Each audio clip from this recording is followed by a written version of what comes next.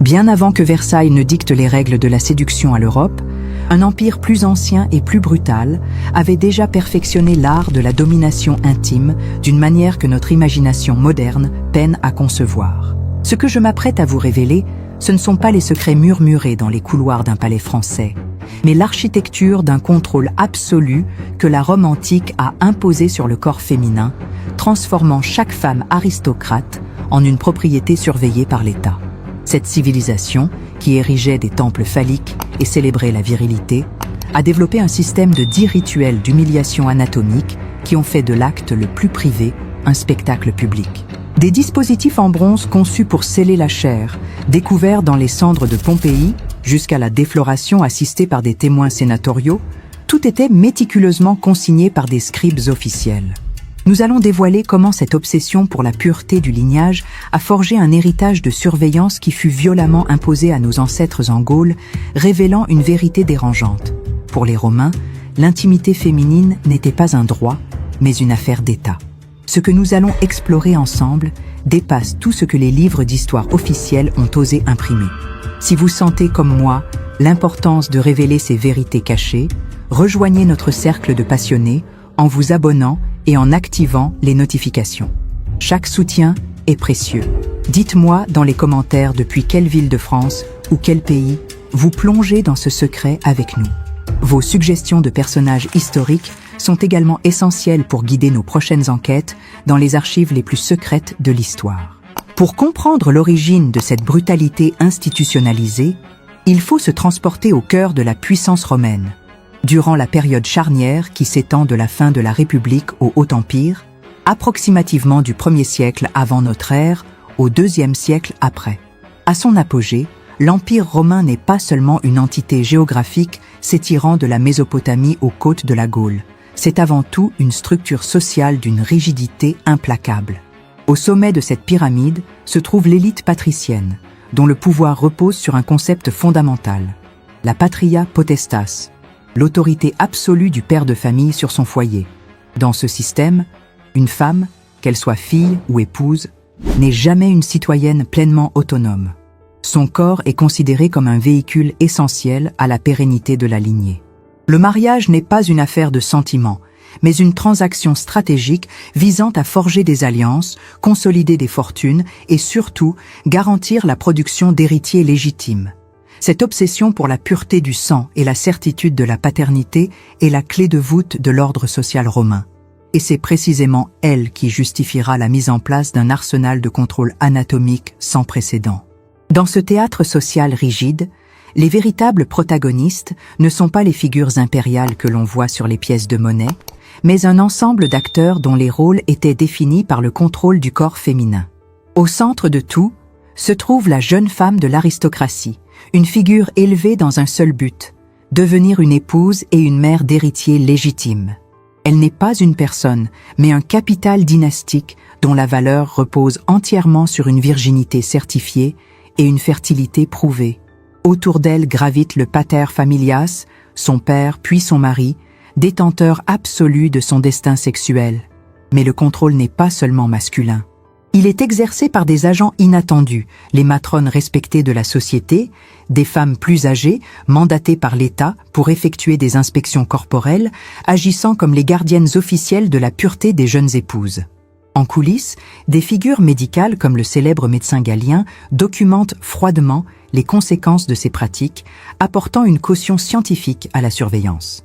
Et tout en bas de l'échelle, l'esclave sexuel dont le corps est marqué au fer rouge représente l'autre face de cet univers, une propriété dont on use sans même le prétexte de la lignée. La vie de ces femmes n'était pas régie par leurs désirs, mais par un ensemble de protocoles secrets, un véritable manuel de surveillance anatomique qui opérait dans l'ombre du pouvoir impérial. Loin d'être de simples traditions, ces pratiques formaient un système intégré et redoutable, conçu pour que chaque aspect de l'intimité féminine soit exposé, examiné et régulé par l'autorité masculine et étatique. Les preuves archéologiques les plus troublantes de ce système ont été exhumées des ruines de Pompéi. Des dispositifs métalliques de fermeture vaginale, sortes de prédécesseurs des ceintures de chasteté, dont l'usage prolongé provoquait des nécroses génitales. Un fait clinique froidement documenté par le médecin Galien. Mais le contrôle physique n'était qu'un début. Le système reposait sur des rituels institutionnalisés, comme l'obligatoire inspectio virginitatis. Avant tout mariage aristocratique, des matrones assermentées procédaient à un examen digital de l'intégrité de l'hymen de la future épouse, un acte clinique qui se concluait par la rédaction d'un rapport officiel, ensuite archivé par l'État. Cette bureaucratie de la virginité transformait le corps en un document public. Pour les esclaves, la surveillance prenait une forme encore plus directe. Le marquage au fer rouge sur l'intérieur de la cuisse, identifiant non seulement le propriétaire, mais aussi la spécialité sexuelle de la femme, la réduisant à un simple outil catalogué. Ces révélations ne sont qu'une fraction de la vérité qui a été délibérément effacée des récits officiels. Si vous estimez que ce travail de mémoire est important, je vous invite à soutenir la chaîne avec un j'aime et à vous abonner pour ne manquer aucune de nos futures explorations. Votre participation dans les commentaires est notre plus grande richesse. Elle transforme ce monologue en une véritable conversation. Le plus choquant est encore à venir, et c'est ensemble que nous allons lever le voile sur ces chapitres interdits de notre passé. Le contrôle ne s'arrêtait pas à la porte de la chambre. Au contraire, c'est là qu'il atteignait son paroxysme, transformant les actes les plus intimes en performances publiques. Des témoignages censurés et des correspondances interceptées décrivent des scènes qui défient l'entendement. Imaginez ces banquets de l'élite où les épouses des sénateurs étaient les contraintes de se dévêtir entièrement pour servir le vin à leurs invités, une forme d'humiliation chorégraphiée qui réaffirmait publiquement la propriété du mari sur le corps de sa femme. La nuit de noces elle-même était un acte juridique avant d'être un moment privé. La loi exigeait la consommation du mariage en présence de témoins, qui se tenèrent derrière de fins rideaux, non pour voir, mais pour écouter et attester de la pénétration, validant ainsi l'union. Mais le système allait encore plus loin dans la violation. Des textes médicaux et juridiques révèlent l'existence de tests de fertilité publics. Lorsqu'une femme était jugée stérile, son mari avait le droit de la faire pénétrer par un esclave de son choix devant une assemblée afin de diagnostiquer si le problème venait d'elle. La surveillance était aussi psychologique. Durant les rituels secrets de la Bonadea, les femmes étaient tenues de confesser publiquement tous les actes sexuels accomplis durant l'année, sous peine de s'attirer la colère divine. Chaque recoin de la vie intime était ainsi exposé, jugé et documenté. L'aube qui suivait ces rituels n'apportait aucun soulagement, mais plutôt une nouvelle phase de surveillance encore plus intrusive. Le système romain était obsédé par la preuve. Des protocoles de vérification étaient immédiatement enclenchés, transformant le corps féminin en une pièce à conviction. Le droit marital du repudium cum causa en est un exemple glaçant. Un mari pouvait répudier son épouse en exhibant publiquement ses sous-vêtements tachés, prétendument comme preuve irréfutable d'un adultère. Chaque goutte de sang, chaque fluide corporel devenait un verdict potentiel.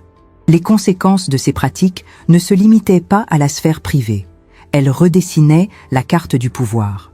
Une virginité non confirmée pouvait annuler une alliance stratégique.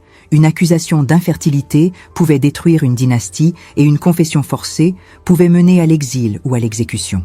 Pour les veuves de l'aristocratie, le contrôle se prolongeait bien au-delà de la mort de leur époux. La loi imposait un deuil sexuel de 10 mois, durant lequel elles subissaient une surveillance gynécologique mensuelle mandatée par l'État, pour s'assurer qu'aucune grossesse posthume ne vienne compromettre les héritages. Ces pratiques intimes étaient en réalité des instruments politiques d'une efficacité redoutable, façonnant l'histoire de Rome dans le sang, les larmes et le silence imposé à des générations de femmes. L'impact le plus profond de ce système ne se trouve pas dans les annales politiques, mais dans un héritage de souffrances physiques et de censure qui a traversé les siècles.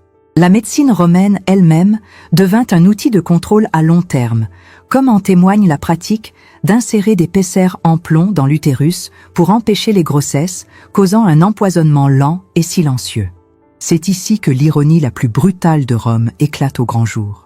La même civilisation qui célébrait des phallus géants dans ses temples et tolérait la prostitution infantile masculine, transformait le corps de ces femmes aristocrates en un territoire aussi surveillé que le trésor impérial. Chaque orifice exigeait une documentation officielle, chaque fluide était analysé. Ce système ne s'est pas limité à Rome. Les archives nationales conservent des correspondances de femmes médecins gauloises qui décrivent avec horreur comment ces pratiques furent imposées par la force dans les provinces conquises.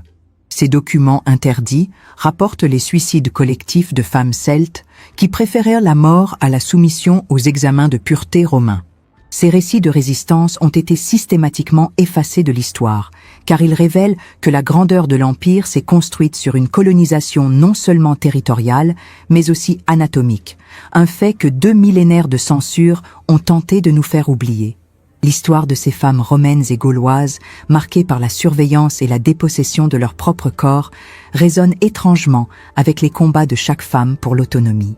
Leur silence, imposé pendant 2 millénaires, est aujourd'hui rompu, ici même, avec vous. Notre chaîne, Secret de l'alcôve royale, n'est pas seulement un lieu de narration, c'est un espace de réhabilitation de ces mémoires oubliées. Pour continuer ce voyage dans les archives les plus secrètes de l'histoire, je vous invite à nous rejoindre définitivement en vous abonnant. Si cette enquête vous a paru essentielle, un j'aime est le plus puissant des soutiens pour que ces vérités émergent. Partagez vos réflexions dans les commentaires.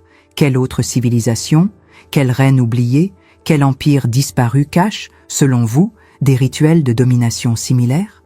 Chaque suggestion est une piste pour nos prochaines révélations, car Rome n'était qu'un début. Chaque puissance, de l'Égypte à la Perse, possède ses propres secrets d'alcôve, ses propres mécanismes de contrôle.